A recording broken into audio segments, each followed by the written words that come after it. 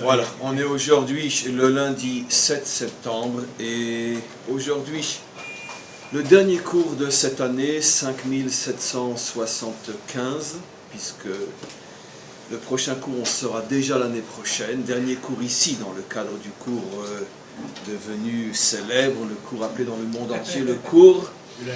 Non, le cours de chez Monsieur Kahn, on l'appelle dans le monde entier, d'Afrique en Asie, en passant par l'Europe et tous les pays du monde, la Turquie aussi, nous avons deux amis représentants de la Turquie aujourd'hui, en passant par la Turquie, non, ce sont de vrais Turcs, oui, absolument, ils en ont même la tête. Et donc, grâce à Dieu, la Torah aujourd'hui est partout et c'est merveilleux de voir que même à Istanbul et partout dans le monde. Et en tous les cas, donc, dans le monde entier, le cours est appelé le cours de chez Monsieur Kahn. Voilà. Votre nom est presque aussi célèbre que le mien.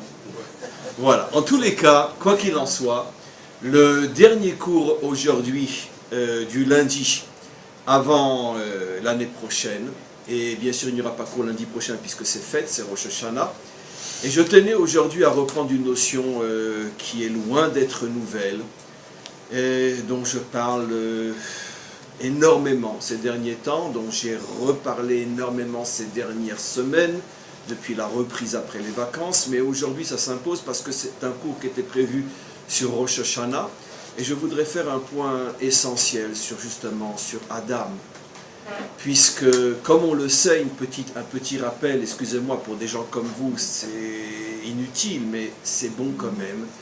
Rosh Hashanah n'est pas la fête de la création du monde, mais la fête de l'apparition de Adam. On le sait, notre tradition nous le dit depuis des millénaires, le monde n'a pas été créé à Rosh Hashanah, mais c'est l'homme, ou plutôt c'est Adam, qui a été créé à Rosh Hashanah. Il y a 5775 ans, comme je le dis toujours de manière très solennelle, apparaissait pour la première fois sur terre une créature très particulière nommée Adam. Alors juste une petite parenthèse très importante. C'est vrai que dans toutes les langues, y compris en français et même dans les traductions de ce qu'on appelle le rabbinat, on traduit Adam par l'homme. Je vous ai déjà expliqué que c'est une très grave erreur de traduction. Cette traduction est un abus de traduction. Ça veut dire que, effectivement, dans le langage parlé, dans le langage, on pourrait dire courant, Adam est aussi l'homme. Mais dans le contexte biblique, Adam ne veut pas dire homme, comme d'ailleurs la Torah le dit explicitement, simplement que les traducteurs, d'une manière générale, ne se sont jamais cassés la tête pour essayer d'expliquer d'après le sens profond. Ils se sont toujours attachés à la traduction littérale. Ce qui fait qu'on arrive à des catastrophes inimaginables dans la traduction biblique. Par exemple, une des plus célèbres, c'est « tu ne tueras point ». Il n'y a marqué nulle part dans la Torah « tu ne tueras point ». Il est marqué, et ça c'est même en traduction d'hébreu moderne, « tu n'assassineras point ».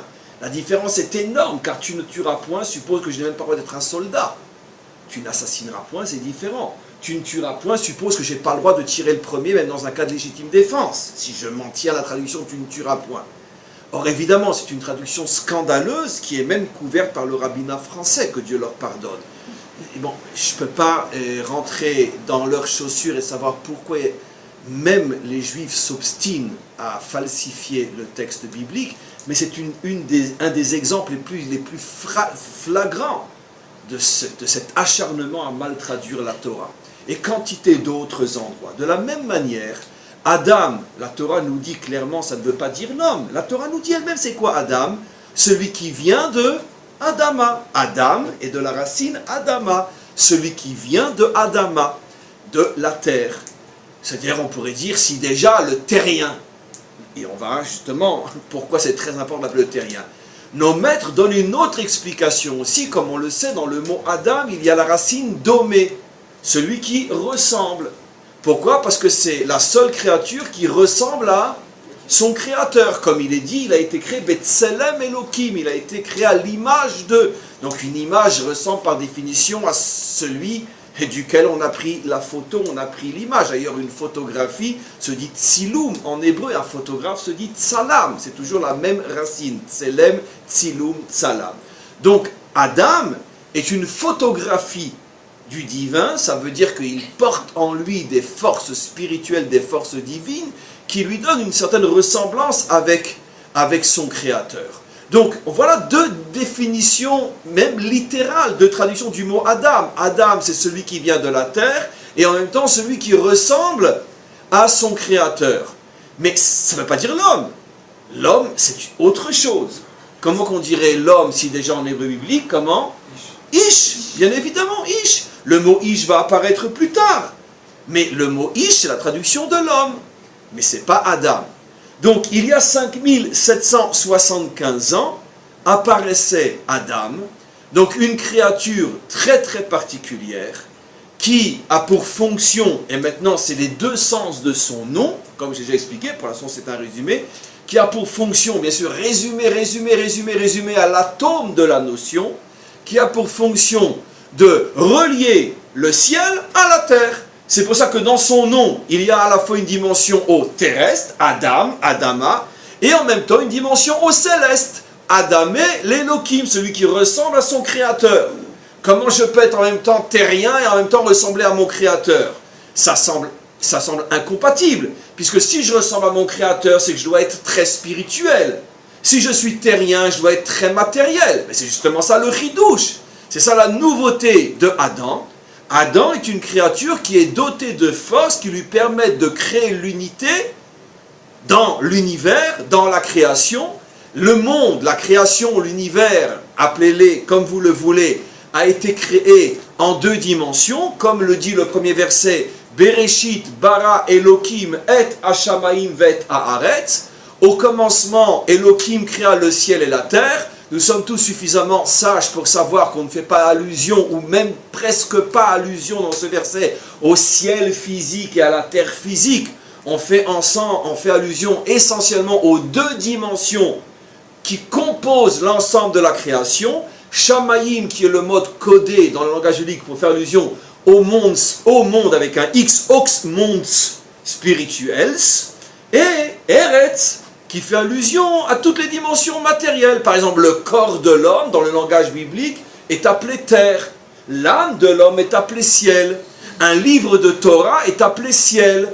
Un livre de science est appelé terre, etc., etc.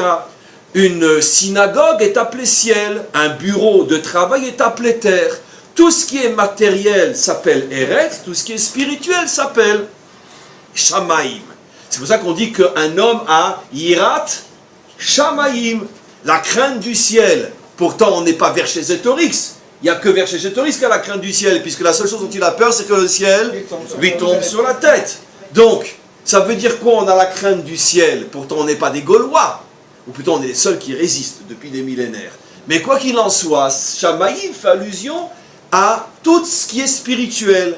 La crainte de ce qui est spirituel, ça veut dire quoi? C'est-à-dire que je prends en compte dans ma vie que l'existence n'est pas que terrestre, elle est aussi spirituelle. Donc, avant Adam, mes amis, il y avait bien sûr d'autres créatures qui avaient deux jambes, qui avaient deux bras, qui avaient des oreilles, qui avaient des yeux, qui avaient une bouche, qu'on peut appeler les hommes. Mais eux n'avaient pas été créés parce qu'il leur manquait dans leur structure nishmatique, psychologique, mentale, intellectuelle, n'avaient pas la capacité d'unir le ciel et la terre. Ça veut dire que jusqu'à l'apparition de Adam, l'homme, l'humain, et il y en avait avant, devait faire un choix. Ou bien il se consacrait à la matière, mais donc il devait se découper entièrement du céleste, parce qu'il ne pouvait pas vivre les deux en même temps, ou bien il faisait le choix du céleste, mais dans ce cas-là il devait tourner le dos à la matière, et donc l'humanité était non, elle n'était pas sainte du tout, au contraire, elle était sainte, comment? Scindée, très bien, elle était scindée en deux. Il y avait d'un côté les spirituels, et il y avait d'un côté les matériels, les matérialistes. Le problème, c'est qu'une humanité comme ça ne peut pas aboutir au projet divin, puisque le projet divin, c'est de retrouver la paix, l'unité entre toutes les facettes de la création et de réunir et d'unir les contraires. Et donc automatiquement, non seulement ces deux facettes de l'humanité vivaient le dos tourné les uns des autres, Mais si ce n'était que ça, c'est pas encore très très grave. Mais surtout, ils vivaient constamment en conflit les uns contre les autres. Parce que pour ceux qui avaient fait le choix de la religion, les autres étaient des impies, des matérialistes qu'il fallait absolument éliminer. Et pour ceux qui avaient fait le choix de la matérialité, les autres étaient des parasites, des rêveurs, des idéalistes, des utopistes qui par leurs rêves et leurs fantasmes mettaient l'humanité en danger. On l'a vu, ce phénomène, dans pratiquement toutes les civilisations. Il y a eu des civilisations qui pourchassaient les spirituels parce qu'ils les considéraient comme des rêveurs utopiques qui mettaient la société en danger. La société qui, elle, se devait de travailler, etc. Un des exemples les plus récents, c'est bien sûr le communisme, mais qui poursuivait, qui condamnait toute forme de religiosité, parce qu'il considérait que la religion est l'opium du peuple, et donc met en danger la société et les idéaux de la société qui sont le travail et encore le travail. Mais des sociétés comme la communiste, enfin, de l'époque, c'est fini aujourd'hui, il y en a eu des millions dans l'histoire qui pourchassaient les spirituels. D'un autre côté, on a jusqu'à aujourd'hui des sociétés qui poursuivent et condamnent à mort et détruisent ceux qui, à leurs yeux, ne sont pas suffisamment spirituels, ne représentent pas suffisamment Allah ou autre chose. Donc, le phénomène a toujours existé. À partir du moment où l'humanité est coupée en deux, ceux qui font le choix de la religion détestent ceux qui font le choix de la matérialité. Ceux qui font le choix de la matérialité détestent ceux qui font le choix de la spiritualité. Très bien. Maintenant, derrière Agav, j'ouvre juste une petite parenthèse, mais vous le répétez à personne, d'accord? La raison profonde, cachée, qui est loin d'être la seule, mais celle que je vous révèle, pourquoi l'Occident, surtout les Américains, font tout pour pousser, renforcer, cautionner l'islamisme, extrémisme partout dans le monde. Pourquoi? Parce qu'en fait, ce qu'ils veulent, c'est quoi? C'est détruire ou affaiblir les... Je commence par un R. Les Russes. Mais oui, mais vous le savez, vous n'avez jamais réfléchi à ça. J'explique. Parce que les Russes, d'accord, c'est l'anti-religion par excellence. Même si aujourd'hui il y a le droit d'avoir des églises, etc., ou même des synagogues, mais c'est l'anti-religion. Ça veut dire c'est le matérialisme par excellence. D'accord. Maintenant, pour pouvoir affaiblir cette civilisation, ben, il faut que poussent partout d'autres champignons civilisateurs qui ne parlent que de religion. Et donc, c'est toujours la grande guerre entre les États-Unis et les Russes qui dure depuis plus de 60 ans, qui prend à chaque fois d'autres formes. Aujourd'hui, les Américains misent sur le fait que si le monde s'islamisme, c'est-à-dire que si d'une certaine manière la religion retrouve une certaine place, eux espèrent, comme toujours, comme dans les films de science-fiction, on crée un monstre, on espère après pouvoir le gérer, mais il t'échappe. C'est ce qui leur est déjà arrivé avec Ben Laden, mais ils sont toujours, eux, plus malins que tout le monde, ils ne va pas leur arriver une deuxième fois. Et donc, ce qu'ils veulent en réalité, c'est... Ils ont toujours peur des Russes. Je sais pas, les Américains, avant même de naître, ils avaient peur des Russes. Je ne sais pas pourquoi. Ils sont nés avec la peur des Russes. Et tout ce qu'ils peuvent faire pour essayer d'empêcher les Russes de... Bon, je termine, c'était juste une parenthèse, ça n'avait rien à voir avec le cours, et vous ne dites pas que vous l'avez entendu de moi. Très bien. Maintenant, on continue. Et donc, qu'est-ce que ça veut dire? Ça veut dire qu'un jour, pendant des millénaires, peut-être dans des dizaines de milliers d'années, et voire même pour faire plaisir aux scientifiques, ça ne me dérange pas, peut-être pendant des dizaines de millions d'années, les civilisations n'arrêtaient pas de s'entrechoquer, de s'entre-détruire, et c'est ce à quoi font allusion nos maîtres, parce qu'évidemment, le Radouche ne va rien dire qui n'est pas écrit. C'est ce à quoi font nos maîtres quand ils disent qu'avant qu'on apparaisse Adam, Hachem avait créé plusieurs mondes qu'il avait été obligé de détruire avant qu'on apparaisse Adam. C'est marqué explicitement dans le Midrash Rabbah. Et tous nos commentaires se cassent la tête. Ça veut dire quoi? Il a créé plusieurs mondes. Alors certains disent que c'était des mondes spirituels, etc. Mais tout le monde se casse les dents. Jusqu'à ce qu'arrive le Rav Zinovitch et explique. Non, c'est très facile à comprendre. Parce que même j'ai reçu des maîtres qui l'ont reçu dès l'heure, depuis mon cher Rabbeinu. Mais ça veut dire quoi? Ça veut dire que quoi? Ça veut dire que, avant qu'on apparaisse Adam, puisque Rosh Hashanah c'est Adam, il y a eu peut-être pendant des dizaines de millions d'années, des civilisations qui se sont succédées, et à chaque fois ça a amené la destruction du monde. Le projet n'arrivait pas à démarrer. Pourquoi? Parce que c'était toujours le grand conflit entre les matérialistes et les spirituels, qui d'ailleurs, rien n'a changé, sauf qu'aujourd'hui Adam est là. Mais rien n'a changé, c'est toujours le même problème. Le grand Satan, le petit Satan, c'est toujours la même chose. Pour les Iraniens, les Américains, c'est le grand Satan. Pour les uns, c'est des fous furieux, des terroristes, des malades mentaux, des fanatiques. Ça n'a pas changé. Sauf que Hachem a dit que quoi? Dai, ça suffit. Jusqu'à quand je vais à chaque fois laisser une civilisation redémarrer pour arriver après à l'enterrement de la civilisation? Je vais créer Adam. Qu'est-ce qui se passe? Après une lente évolution de centaines de milliers d'années, à force d'expérience, de constatation, de prise de conscience, la créature s'affine et apparaît Adam. C'est quoi Adam? C'est pas l'homme. Des hommes, il y en avait des millions avant Adam. Adam, c'est une créature qui tout d'un coup prend conscience qu'en vérité, les uns et les autres ont raison, mais en même temps, les uns et les autres ont tort. Il ne faut ni choisir le ciel, ni choisir la terre. Il faut unir les deux. Il faut être un religieux laïque ou un laïque religieux, mais il faut être les deux en même temps. Et donc, c'est celui qu'on appelle Adam Kadmon, le premier Adam qui est apparu à ce moment-là. Ça a été une révolution quand il est apparu Adam. Il faut comprendre que si on avait vécu à cette époque-là, le monde entier ne parlait que de ça. Une nouvelle idéologie, un nouvel homme, un homme qui parle de quelque chose de complètement différent, parce que les gens ne pouvaient pas comprendre une chose pareille. Ils disaient où tu es en haut, tu es en bas, où tu es dans le temple, où tu es sur le champ. D'ailleurs, cette civilisation du où a continué encore pendant très très longtemps. Elle n'a pas disparu, simplement Adam est venu, mais eux n'ont pas disparu. C'est ce que nos maîtres nous expliquent à l'époque des Grecs. Combien de fois je vous ai fait ce cours, cet enseignement extraordinaire? Les Grecs obligeaient les paysans juifs à écrire sur la corne de leur bœuf: vous n'avez pas de part dans le Dieu d'Israël.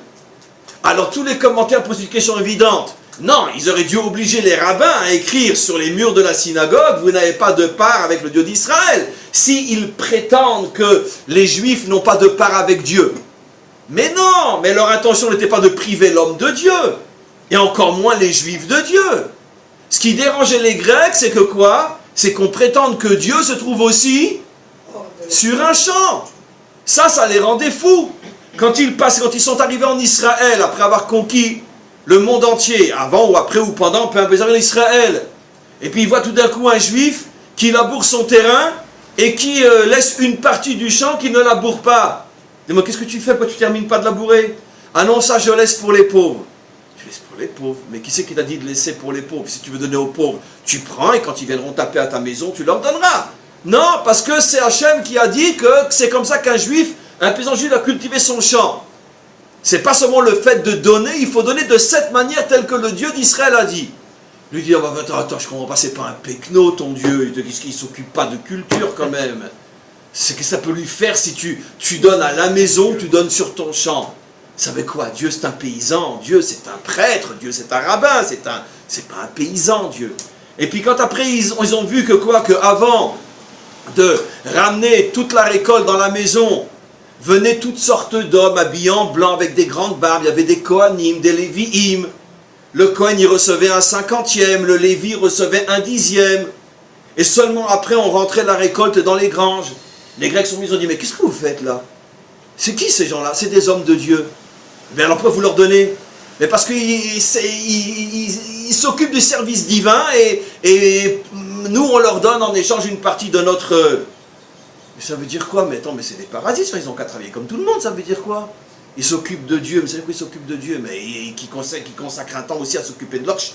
Ça veut dire quoi? Une société où le paysan donne une partie aux représentants de Dieu, mais c'est quoi? Ça les rendait fous. Donc quand ils ont compris qu'en vérité que toute la Torah voulait qu'il y ait une connexion entre le haut et le bas, ils sont rentrés dans les champs, ils ont dit: Dai, ça suffit cette folie. Vous écrivez, vous les paysans, les rabbins, ils n'ont qu'à croire en Dieu, on s'en fiche, ils sont à la synagogue, ça dérange personne. Mais dans un champ, non. Ça, c'était la civilisation du ou. Et pareil, j'imagine qu'il devait aussi avoir des religieux qui faisaient la même chose à l'inverse. Donc, il y a 5775 ans apparaît Adam.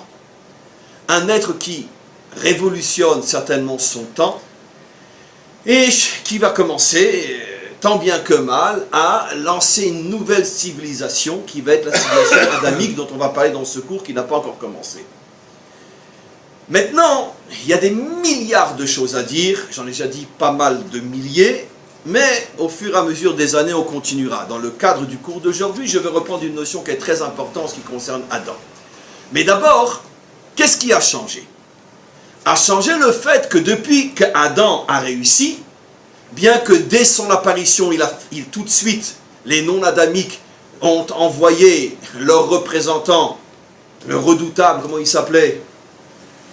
Comment il s'appelait son nom? Pas Albert. Amalek n'existait pas, c'est pas comment il s'appelait. Le Nachash.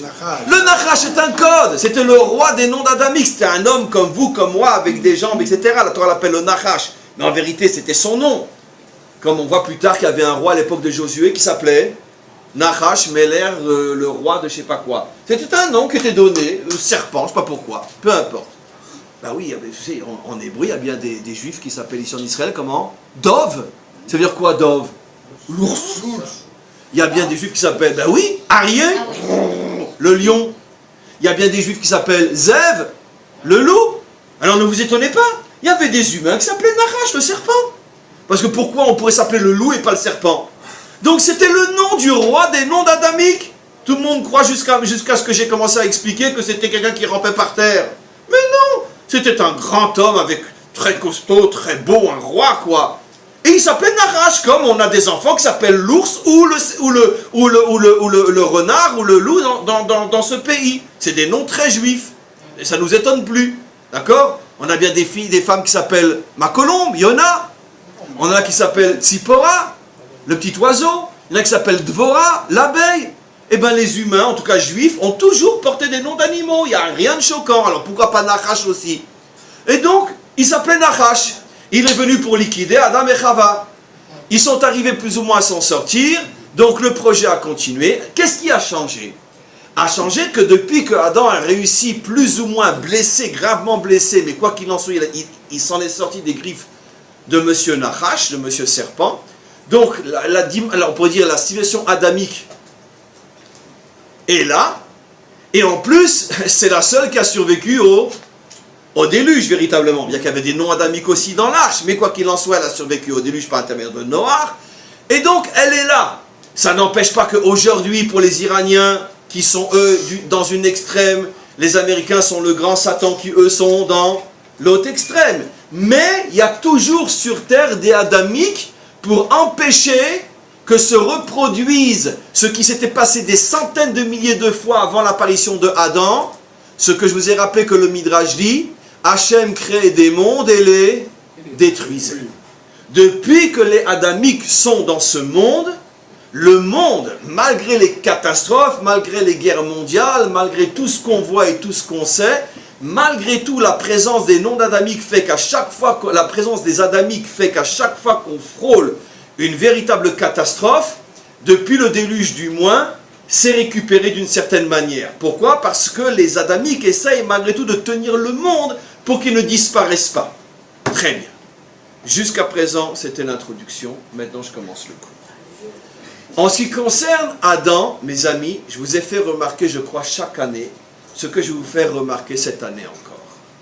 À deux reprises et d'une manière extrêmement différente, EST, repris l'apparition de Adam dans le récit de la création.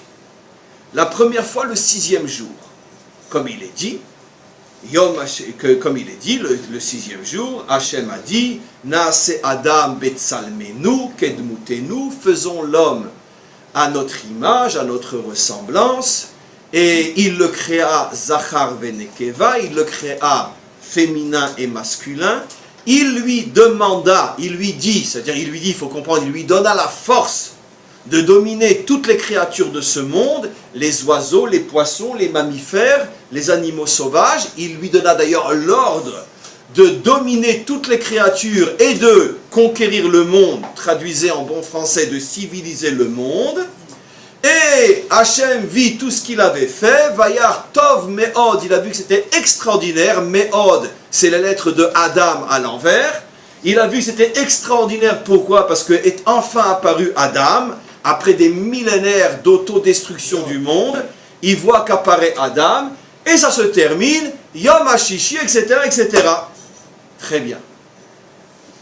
Je vous pose une question, deux questions, trois questions. Mais attends, ce récit-là, il est très bizarre. C'est que d'après notre tradition, je dis d'après notre tradition, c'est-à-dire celui qui ne connaît pas notre tradition ne comprendra pas la question. Mais d'après notre tradition, aussi vieille que le texte biblique, la tradition orale qui remonte depuis Moshe et Yahushua, on sait que Adam a fauté le jour même où il a été, où il est apparu. D'après notre tradition, la faute, tout le récit du Gan Eden, et la faute a eu lieu Yom HaShishi, le 6e jour. Donc pourquoi dans le premier récit de la création, on ne parle pas du tout de cette faute? Autre anomalie, et de taille, dans le premier récit de Adam, on nous dit dès le départ, il a été créé homme et femme, Zachar Venekeva. Dans le deuxième récit que vous connaissez tous, quand on reprend le récit de la création, on nous dit qu'il a d'abord été créé seul, et que Hachem a vu qu'il n'était pas bon d'être seul. Il a pris un de ses côtés pour en faire la femme, et après, ils ont été mis, ou plutôt déjà avant, ils ont été mis dans le Gan Eden, et est venu, et il y avait un arbre qu'ils ne devaient pas manger, est venu le Nachash, et il les a fait tomber. Ils ont été chassés du Gan Eden, etc. Toute cette histoire-là n'apparaît pas du tout dans le premier récit. Le récit de l'interdit, le récit de la faute, le récit de la création de la femme, c'est pas du tout apparent. Plus encore, une autre chose fondamentalement différente au niveau de la mission de Adam. Écoutez-moi parce que c'est fabuleux ce que je vous explique. Dans le premier récit, quelle est la mission de Adam? Civiliser le monde. Dominer tout ce qui n'est pas adamique. J'ouvre une parenthèse, je l'ai déjà fait 10 millions de fois.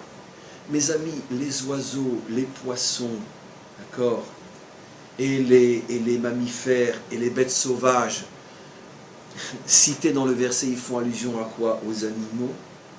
Est-ce que vous pensez sincèrement que Dieu va se fatiguer à dire à Adam, tu domineras les chiens et les chats? D'abord, c'est pas possible, parce qu'il ne se serait pas adressé aux Français. Parce que les Français, ils sont dominés par les chiens et les chats. Même quand ils marchent dehors, ils marchent dans le... Très bien. Et non, mais c'est arrivé en Israël aussi. Je ne sais pas si comment c'est dans votre quartier, mais alors dans le nôtre, c'est absolument incroyable. Ils ont tous des chiens aujourd'hui. Et on ne peut plus marcher dehors. Donc en tous les cas, ici aussi, non mais ça y est, Israël c'est devenu la France. On ne peut plus marcher. C'est fini. On ne peut plus marcher. Voilà. Comment qu'on reconnaît la France, on ne peut plus marcher dehors. Il y a de la miel partout. C'est de toute façon le symbole du coq. C'est le seul animal, quand il a les pieds dans la miel, il continue à chanter. Mais quoi qu'il en soit, le... Non, je ne devais pas le dire. Très bien. Mais quoi qu'il en soit, Israël, c'est la France, on ne peut plus marcher. Donc quoi qu'il en soit, ça veut dire, vous croyez qu'enfin, franchement, on se fiche de qui? Le maître du monde a se dévoilé à Adam, cette créature extraordinaire, pour lui dire, tu domineras les chiens et les chats, les saumons, les truites et les... je sais pas quoi, et les canards. Non mais franchement, mais qu'est-ce que nous disent nos maîtres? En vérité, toutes ces créatures appelées d'un nom animal font allusion, ou tout simplement à l'humanité non adamique. La preuve, c'est que d'après ce qu'on a expliqué, celui qui est venu attaquer Adam s'appelait Nachash. Alors c'était un humain. Et d'où on sait dans la Bible que je n'invente rien, et que c'est courant, mais alors aussi courant que de voir le ciel ou que de voir la terre, où on sait que dans la Bible c'est très courant d'appeler les civilisations, de les décrire et de les nommer et de les comparer à des animaux. Qui l'a plus fait parmi tous les auteurs de la Bible? Les prophètes. Mais regardez, dans les prophètes, ils n'arrêtent pas de comparer les civilisations à des animaux. Regardez le livre de Daniel, quand il parle de ces combats entre le bouc, entre ci, etc. Regardez le livre de Daniel, regardez Ésaïe, regardez Jérémie, regardez Ézéchiel, regardez Zacharie. À chaque fois qu'il parle des nations ou des conflits entre des nations, il les compare à des animaux qui se battent.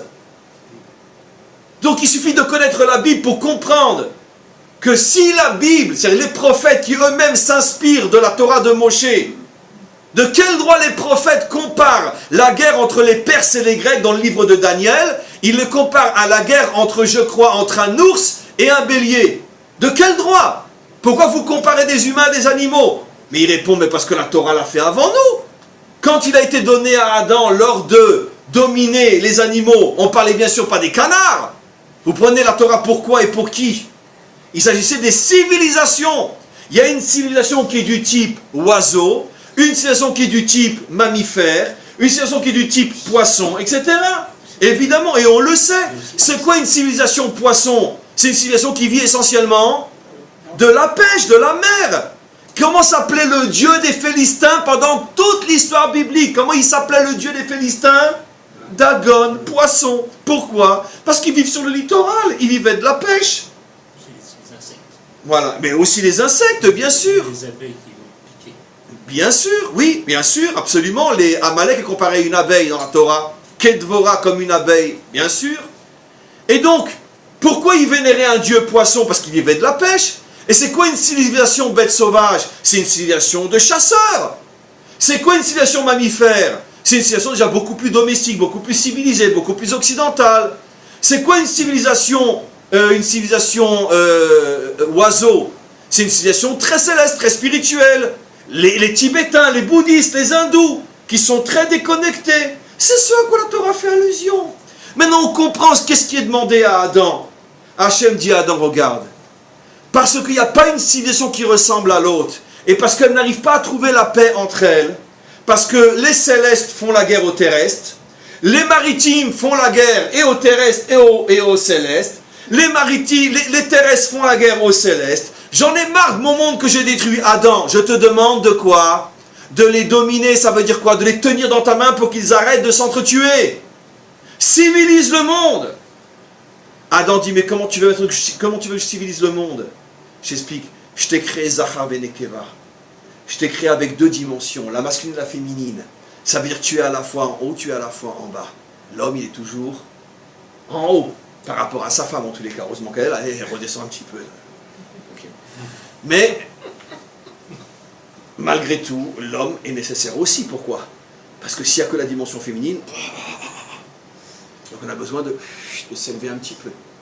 Et donc c'est pour ça que je t'ai créé Zachar et Nekeva. Tu as les deux dimensions en toi. Et donc tu as été créé pour être le modèle de l'unité. Civilise mon monde. Mets la paix dans ce monde. C'est Shalom Bimroma ou c'est Shalom Aleinu.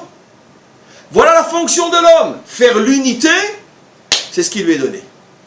Maintenant mes amis, quand j'arrive maintenant au deuxième récit de la création de Adam, on nous dit qu'il est dans le Gan Eden. Donc, première différence avec le premier. Si le premier doit civiliser les animaux, il se trouve dans le Gan Eden ou il se trouve sur terre, le premier? Il se trouve forcément dans ce monde.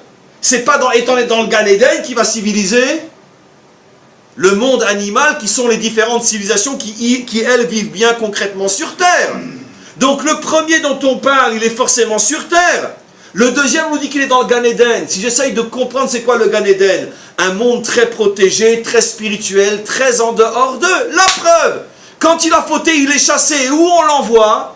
Dans ce monde. C'est donc la preuve qu'il n'était pas dans ce monde. Mais s'il n'est pas dans ce monde, comment on peut lui dire de civiliser le monde? Donc apparemment on parle d'un autre Adam. C'est une bombe le cours d'aujourd'hui mes amis, une bombe. Donc on parle d'un autre Adam, qui lui vient dans un monde spirituel avant d'être chassé. Et maintenant, quand on arrive à sa mission, elle est très différente du premier. La mission du deuxième, qu'est-ce qu'il est dit? Alors le verset, dans son langage métaphorique, dit « Et il ne pleuvait pas sur terre parce que Hachem n'avait pas encore créé Adam. » Alors Rachi pose la question, et je veux dire, c'est pas l'homme qui fait la pluie et le beau temps, quand même. Ça veut dire quoi? Rachi répond « Si. » Parce qu'il fallait la prière de Adam pour mettre en marche le mécanisme de la pluie. Et donc Adam a été créé, dit Rachi, pour que grâce à sa prière, il fasse pleuvoir. C'est un code, bien sûr, E égale MC carré, ne le prenez pas à la lettre. Décodé et dit en bon français, ça veut dire quoi? C'est que ici, dans le deuxième récit, la Torah nous présente un Adam dont la fonction est essentiellement rituel. Mais attention, pas une spiritualité déconnectée de la matérialité, une spiritualité qui est le moteur de la matérialité, pour faire pleuvoir. Écoutez la nuance qui est extraordinaire. On oublie le premier Adam maintenant. On arrive bientôt à la fin du cours. Le deuxième, quelle différence vous direz alors? Quelle différence entre le deuxième Adam et les noms d'adamiques? Vous avez dit que chez les non-adamiques, il y avait aussi une partie qui était que spirituelle. Lui aussi, il semble être que spirituel. Non!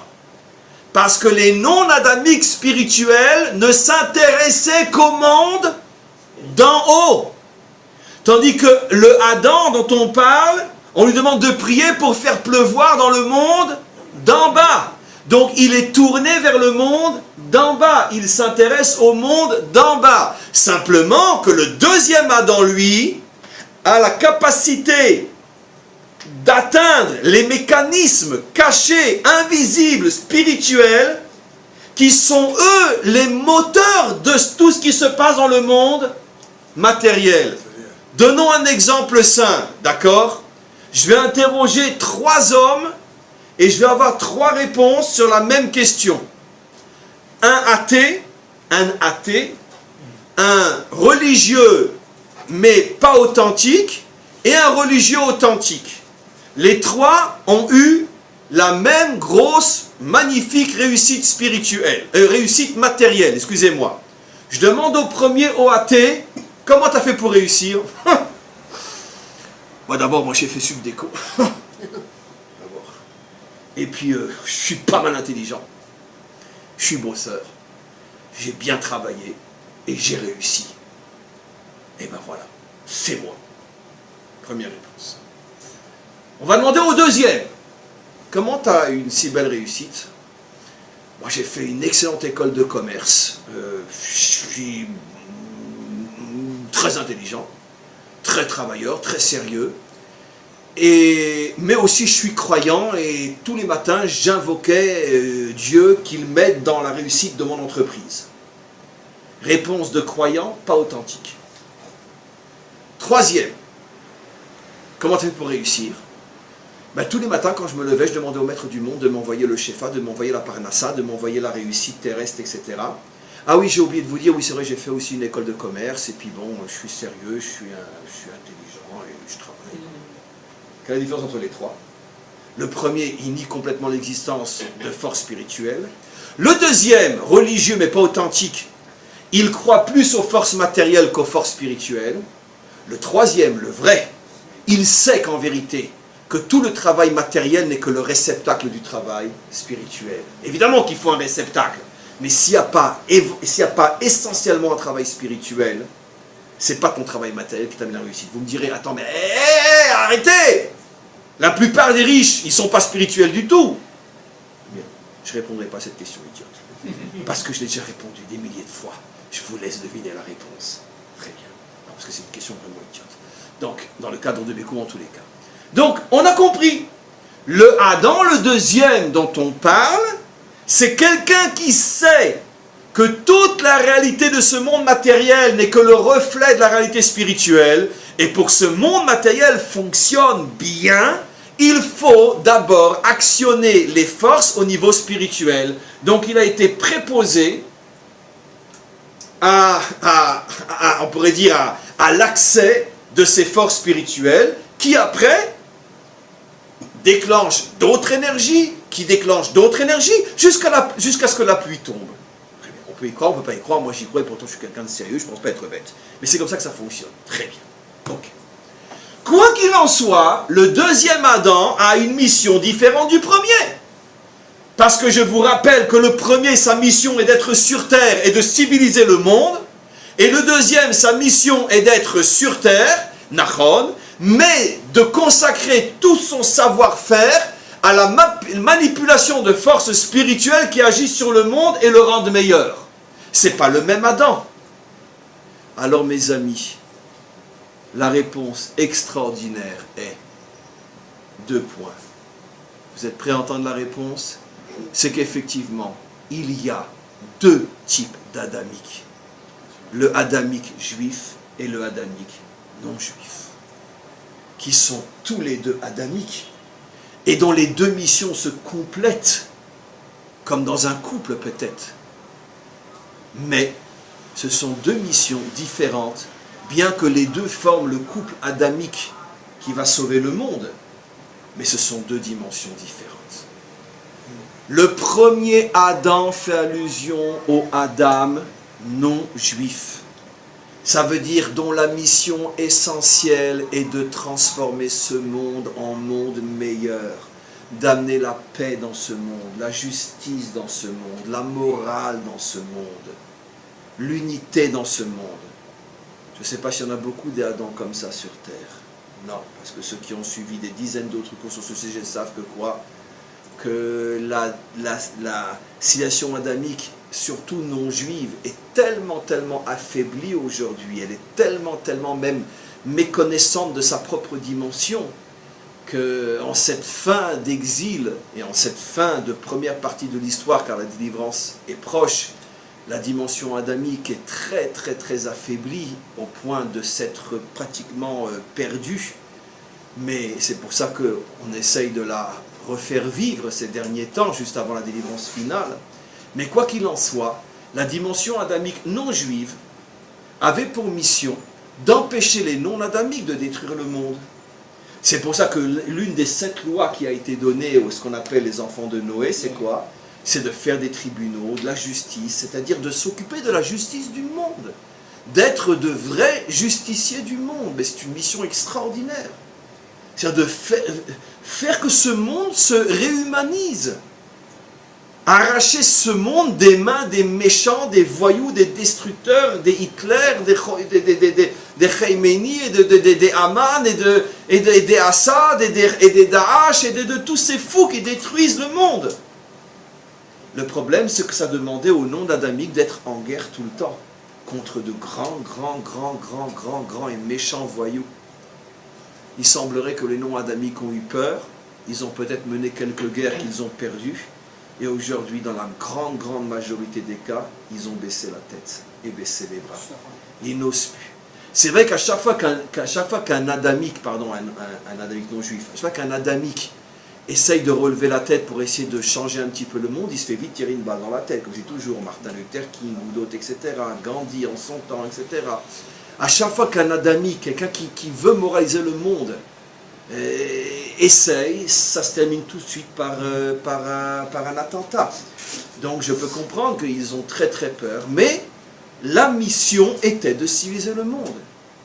Et le deuxième adamique fait allusion dans la Torah à la vocation du peuple juif. La vocation du peuple juif, c'est quoi? C'est aussi comme le premier de changer le monde, puisque c'est de faire pleuvoir, donc d'aider le monde à prospérer. Mais avec une différence, c'est que si l'adamique non juif est directement sur le terrain, l'adamique juif, lui, est plus, on pourrait dire, au niveau des leviers spirituels cachés de l'histoire du monde. C'est ce que la Torah nous dit, vous serez Mamlechet Kohanim, vous serez une nation excusez-moi le gros mot, je n'aime pas dire des gros mots, de prêtres. Et donc, ou de rabbins, c'est la même chose. Et donc, vous serez une nation donc, de représentants de Dieu. C'est un sacré gros mot. Imaginez quelqu'un qui dit un représentant de Dieu. Non, mais attends, c'est une insulte. Pourquoi c'est une insulte? Parce que si moi je représente Dieu, pauvre Dieu. Vous n'avez pas compris pourquoi je dis que c'est une insulte? Pas une insulte à l'homme, une insulte à Dieu. D'appeler quelqu'un un représentant de Dieu. Non, mais attends, toi tu es un représentant de Dieu, pauvre Dieu. Les hommes ne se rendent même plus compte du ridicule. Voilà, représentant de Dieu. Non, mais attends. Quoi qu'il en soit, alors maintenant, comment aurait dû se faire le travail? Le travail aurait dû se faire, exactement comme dans un couple. Dans un couple, le travail de l'homme est, on pourrait dire, beaucoup plus théorique que le travail de la femme, dans l'image épinalienne de la construction d'une famille. L'homme ramène de l'argent, mais l'argent, c'est pas des habits, c'est pas des meubles, c'est pas du manger. C'est très clali, c'est très global. Qu'est-ce que fait la femme avec cet argent? Non, elle ne le dépense pas, on parle d'une vraie femme. Qu'est-ce qu'elle fait? Comment? Elle en dépense une partie. Non, pas du tout, elle dépense rien. Transforme, voilà, c'est une vraie femme, vous avez de la chance. Très bien. Et, ouais, sachez quand même un petit peu de chocolat suisse de temps en temps quand même. Très bien. Et donc, elle le transforme, une partie va devenir des meubles, une partie va devenir des habits, une partie va devenir de la nourriture, une partie va devenir des loisirs. Tiens, je t'ai mis ça de côté, mon chéri, regarde, cette semaine on peut partir en week-end. Oh, t'es épatante, alors vraiment t'y as pensé, oh là, ça va me faire un bien fou. Et donc, la globalité, elle la transforme en réalité. Ça, c'est le travail féminin, pas le travail de la femme, mais le travail féminin. C'est donner un habit, une réalité à ce qui était potentiel. Exactement de la même manière, le peuple juif était préposé aux forces spirituelles qui, malgré tout, restent très théoriques, très générales. Et les autres, adamiques, avaient eux pour mission de descendre dans ce monde, remplis des forces que les autres adamiques font descendre dans ce monde, avoir le courage de s'affronter à toute la méchanceté de ce monde et de se battre. Et pourquoi Hachem a réservé, on pourrait dire, le plus difficile combat aux adamiques non juifs? Parce qu'ils sont beaucoup plus nombreux. Parce que dès le départ, la Torah nous dit que Israël a été dès le départ conçu pour être un petit peuple qui atteigne à Me'at Mikol Ha'amim. Donc dès le départ, il était prévu qu'Israël soit de toute façon un petit peuple. Un petit peuple ne peut pas se battre contre des centaines de millions, voire des milliards. Mais par contre, les adamiques non juifs étaient prévus pour être des centaines de millions, voire même 1 ou 2 milliards. Donc eux pouvaient avoir une armée, pouvaient avoir des institutions, pouvaient avoir la force de ne pas laisser les méchants s'accaparer du monde. Malheureusement, le projet a échoué. Et pourquoi le projet a échoué? Qu'est-ce qu'ils ont fait? Qu'est-ce qu'ils ont fait les non-adamiques? Les non-adamiques, ils ont envoyé le Nachash pour faire tomber. Lequel Adam? Le Adam non-juif ou le Adam juif? Le Adam juif. Pourquoi? Mais c'est évident. Parce que le Adam non-juif, quand je dis juif, non-juif, il n'y a pas de juif et non-juif à cette époque-là, vous comprenez que je joue sur les mots, il n'y a pas ni juif ni non-juif, c'est une manière de parler, bien évidemment. Le Adam non-juif, lui-même, sa force, il était censé la recevoir du flux spirituel qui était dévoilé et qui descendait dans ce monde grâce à la prière du deuxième Adam. Donc, s'il n'y a pas de flux, il n'y a pas de force. Qu'est-ce qu'elle a fait Dalila? La palestinienne, pardon, excusez-moi, la philistienne, c'est pas pareil, hein? Non, bien qu'elle était de Gaza elle aussi. Qu'est-ce qu'elle a fait? Elle a dit, mon mari, savez comme je t'aime, je veux la paix avec toi. Oh, vraiment? Allez, viens, on va faire un pacte, toi et moi. Nous, on vous a toujours aimé, vous les Israéliens. Toujours on vous aimait. Allez, révèle-moi ton secret, mon amour. Dis-moi d'où vient ta force. Non, je ne te le dirai pas. J'ai pas confiance aux Palestiniens, aux Philistins. J'ai pas confiance dans les Philistins. J'ai pas. Allez, je t'en supplie, mon ami. Mais je t'en prie, on a fait les accords d'Oslo et tout. Maintenant, allez, on est comme des amis. Allez, je t'en prie. Allez, vas-y, dis-le-moi. Bon, allez, je te fais confiance, hein, parce qu'il n'y a qu'un juif pour être à ce point haut pour faire confiance. D'accord? Et ben, ma force, je l'ai dans les cheveux.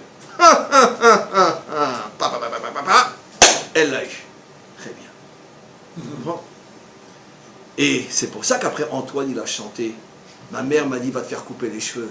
Mais je lui ai dit non. Dans 20 ans si tu veux. Oui. Si on ne s'était pas pressé après les accords d'Oslo, on avait attendu 20 ans, et bon on ne se serait pas fait couper les cheveux. Très bien. Donc de là vous apprenez qu'Antoine avait raison. Quoi qu'il en soit, la barbe, non, il avait la force dans les cheveux. Il avait la force dans les cheveux.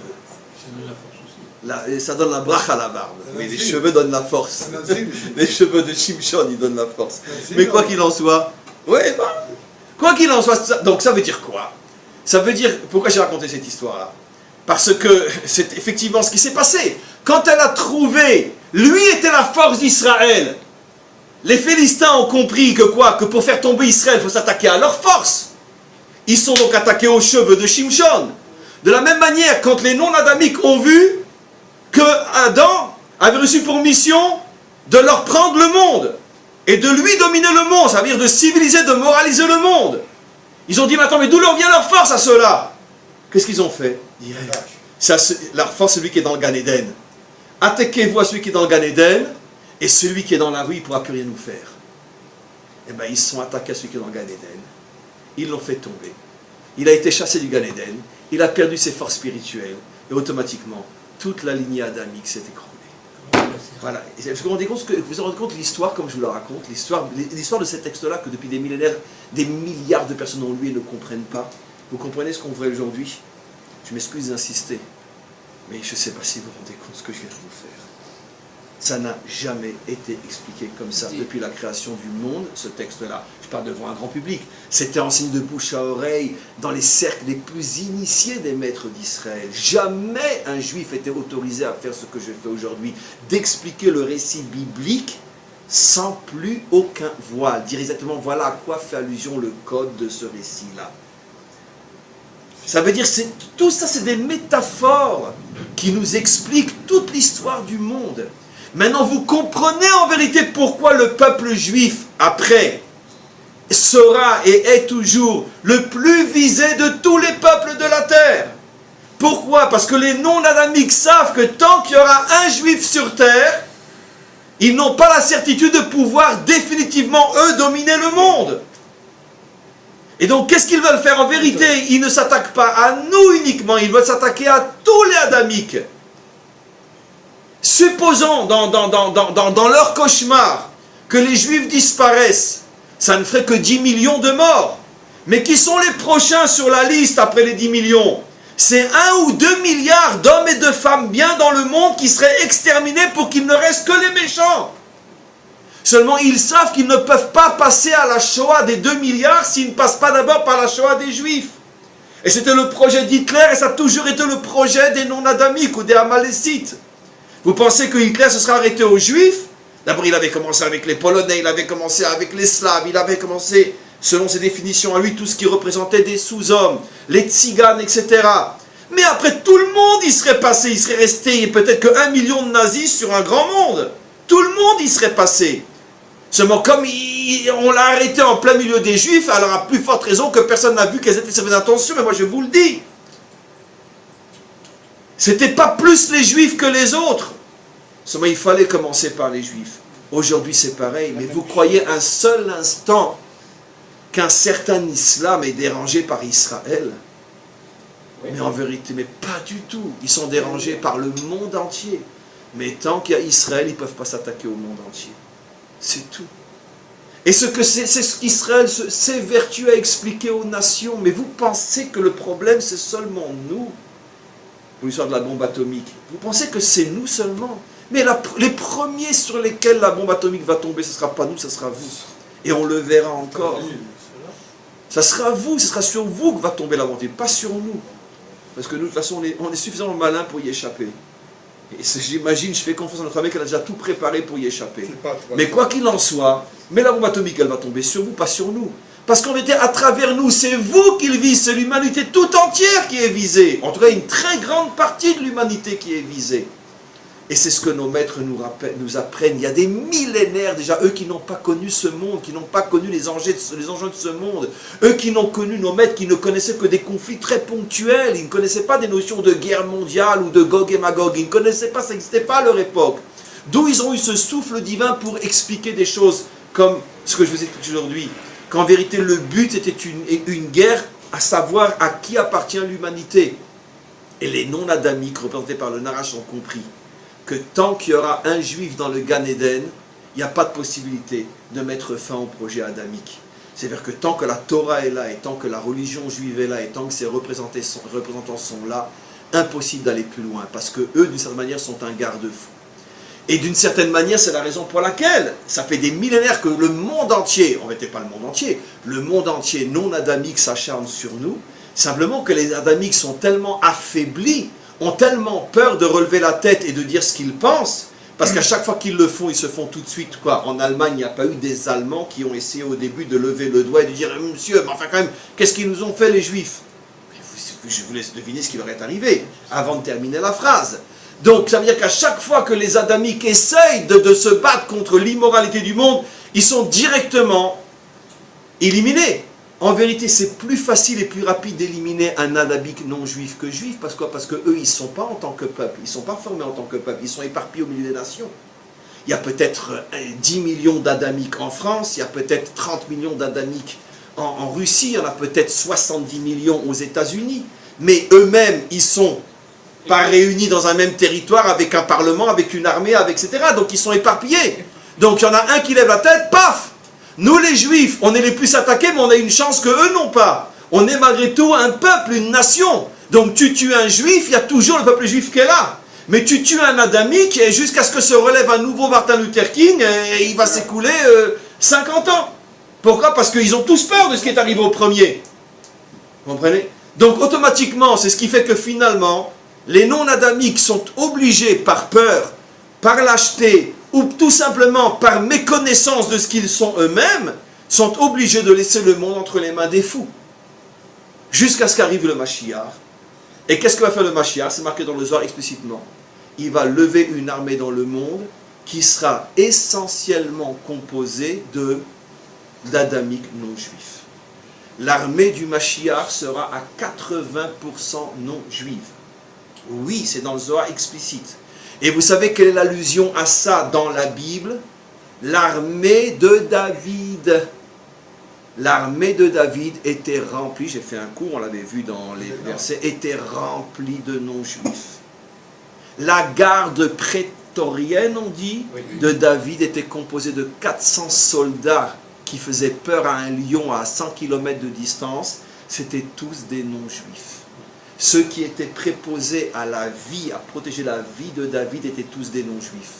Des non-juifs adamiques. Voilà. David est le premier qui a commencé à renforcer la dimension adamique dans le monde. Au point qu'il les a retrouvés, ils l'ont rejoint, et ils étaient tellement fidèles à David qu'ils sont devenus 400 de ses gardes du corps. Impossible, c'est-à-dire que David a confié sa vie entre les mains de non-juifs, vous imaginez?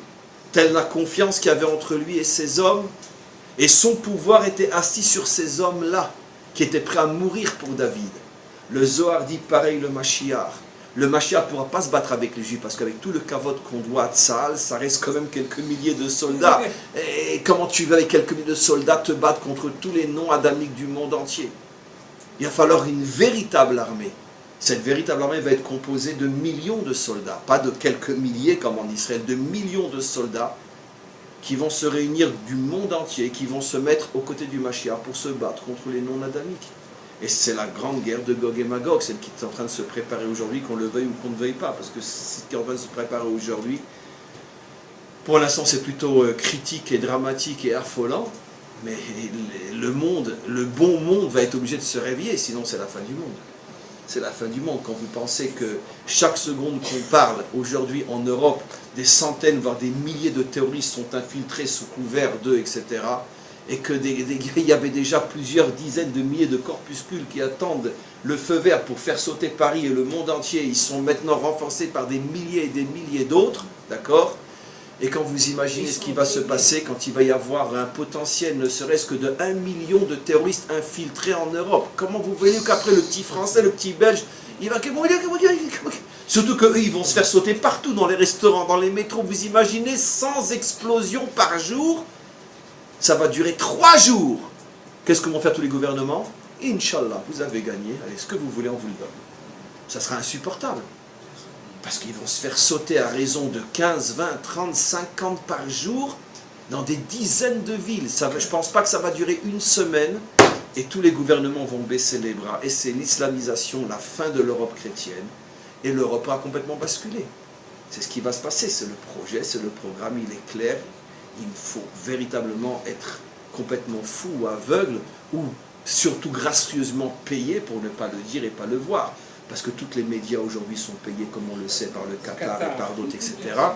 Et donc, tu ne peux pas aujourd'hui tenir un journal ou tenir une presse télévisée si tu ne reçois pas tous les jours des valises entières de dollars ou d'euros directement envoyés du Qatar pour que tu endormes les peuples et les pays et leur faire croire que non, c'est charitable, c'est humanitaire, c'est tout et tout ça parce que le Qatar, entre autres, est en train de préparer la destruction du monde chrétien, du monde occidental. En tous les cas, sur ces notes très pessimistes, on ne terminera pas, on terminera sur une note pessimiste. Optimiste. Comme nous sommes croyants, d'accord, et que l'espoir fait vivre, ne vous inquiétez pas, tout se terminera bien. Un très très bon Rosh Hashanah à vous tous et à vous toutes. Et on se retrouve l'année prochaine dans quelques jours, si Dieu veut.